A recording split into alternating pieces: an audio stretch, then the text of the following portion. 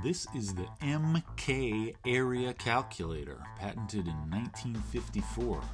It's electric. It has an on-off switch, a counter with a little reset button, and two plugs where you plug in two plugs. One gets attached to a mechanical pencil for some reason, and the other is supposed to attach to this grid thing. Serial number 9395. Plug in all this stuff and it calculates the area of any weird shape on paper. Actually, when I plug mine in, it doesn't do anything. So I made my own. The MK area calculator was patented in 1954 by Warren Martin and Roy Kuykendall of Albuquerque, New Mexico. That's the M and the K. It's very hard to find information about these two guys, but this name, Kuykendall, is pretty distinctive, and as luck would have it, there's a lot of Americans named Kuykendall who are really into genealogy, like family research kind of stuff. So just by dumb luck, I actually was able to find a lot of information about Roy Kuykendall, co-inventor of the MK area calculator. He was born in 1907, and this is apparently a real photo of him as a kid. At the time of the 1940 census, he lived at 721 North Cleveland Street with his wife and two daughters, Betty Jean and Mary Gale. And he lived next door to Oma Bowerman, who worked as a cream tester. All right. Anyway, Roy Kuykendall eventually died in 1995. His obituary in the Albuquerque Journal says he was a retired radio and television repairman, having owned his own shop. So I guess Kuykendall was pretty well positioned to create and produce this thing. He obviously had the basic electronics knowledge. He would have had access to wholesale electronics components and could have used his own shop to sell these things. And what about the other guy, Warren R. Martin? Well, this is a much more generic name, so I wasn't too optimistic about finding him. But the Albuquerque Journal came through again. This little note was published in 1953. Mary Gale Kuykendall got engaged to a young man by the name of Warren Martin. So I think that settles it. Roy Kuykendall owned and operated the electronics shop, and Warren Martin married his daughter, Mary Gale. And a year after their beautiful wedding, they patented this thing. I guess they just sold it independently in their shop or by mail, maybe. I haven't been able to find any advertising for this thing. The name is so generic that it's hard to search for.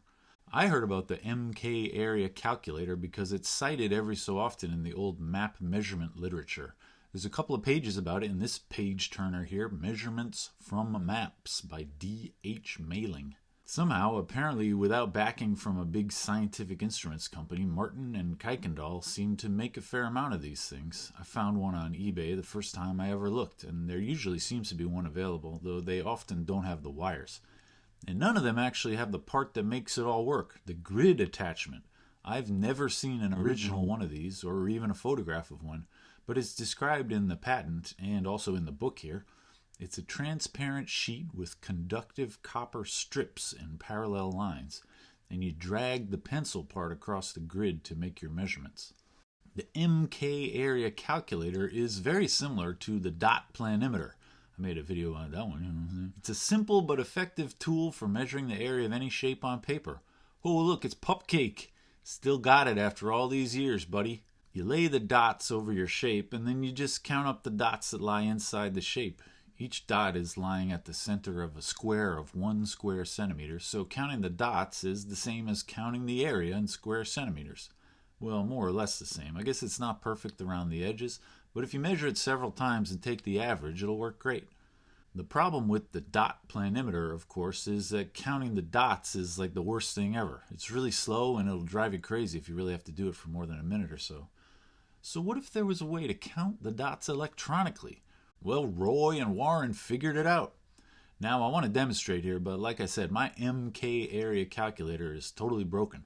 I don't know what's wrong with it, but nothing happens when I plug it in. So I made my own. Feast your eyes on the PCS area calculator. My good buddy Vincent has a 3D printer, so he printed it out for me. Thank you, Vincent. He's got the counter here, a reset button, and the two wires. Just plug these two guys in here. It's full of little wires and such. It's an Arduino in there, but really it's very simple.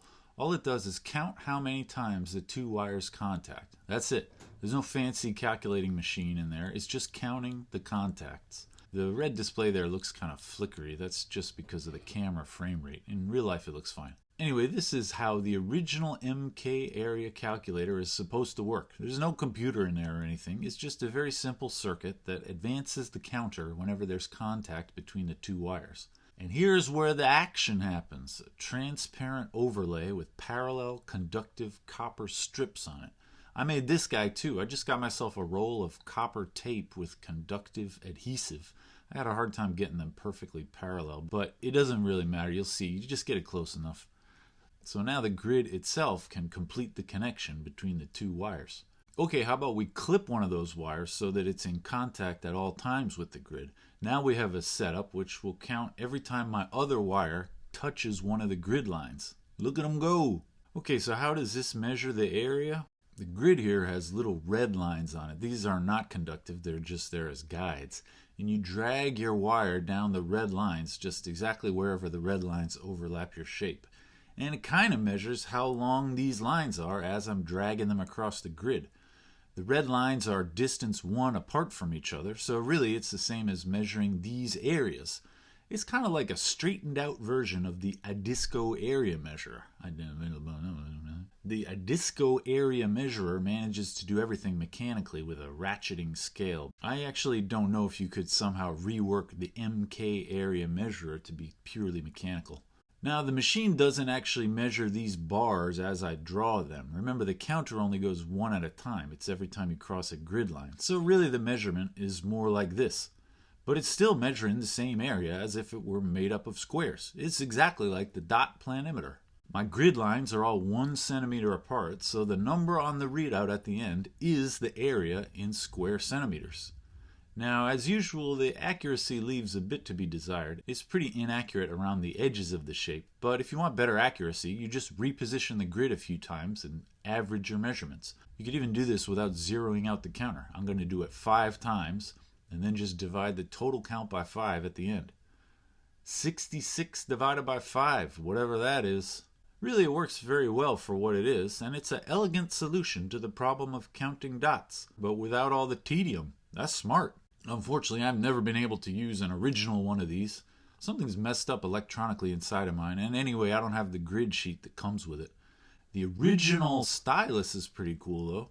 This is a standard off-the-shelf mechanical pencil. The graphite pencil lead itself is conductive, so this whole pencil, including where it touches the paper, will work great as a stylus. Not a bad idea for Roy and Martin. You know, there's no need to manufacture your own stylus when you can just ship it with one of these. Mailing's book here describes the experience of using the MK area measurer, and unfortunately it's not a glowing review. The biggest problem, he says, is the speed. See, mine uses a digital display which updates instantaneously when you make a contact. But the original one has a mechanical counter that had to be turned by a motor, and apparently this didn't work very well. Mailing writes, "The counting mechanism is not sufficiently sensitive to accept signals in quick succession. The instrument is reliable only if it is operated rather more slowly than a comfortable drawing speed." This sounds kind of terrible to me. The whole point of this thing, in my opinion, is that it's faster than dot counting. But if you had to do it slowly, then why not just count the dots yourself? Here's something I did appreciate. Since it wasn't working, I decided to open it up and have a look. The electronics are real simple. You know, there's no fancy computer chips in there. And inside the case, they included a complete circuit diagram of everything. So if I was more into electronics, I could just replace the components one by one until it's working again. Or someone more ambitious than me could just rebuild the whole thing from scratch.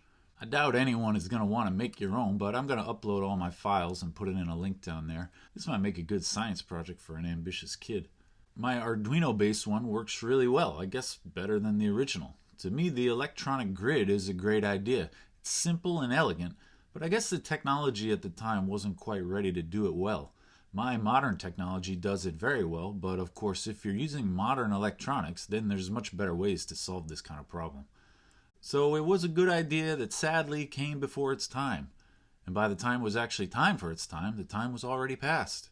But I got news for you. The MK area calculator wasn't the only MK patent. In 1965, 7 years after their area calculator patent, Martin and Kuykendall were awarded a second patent entitled Toy. Now I just want to pause and let you imagine what kind of toy these radio repairmen would have designed. Just think about it. Leave a comment. It was a combination periscope and pea shooter.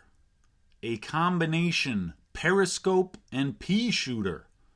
Look at this. You look in the bottom. It's got 2 mirrors so you can see out the top. And there's also a tube. You stick something in the bottom and it blows out the top. You know, an elegant, although clumsy area calculator, that might be a fluke. But follow it up with a periscope pea shooter? This is the work of genius.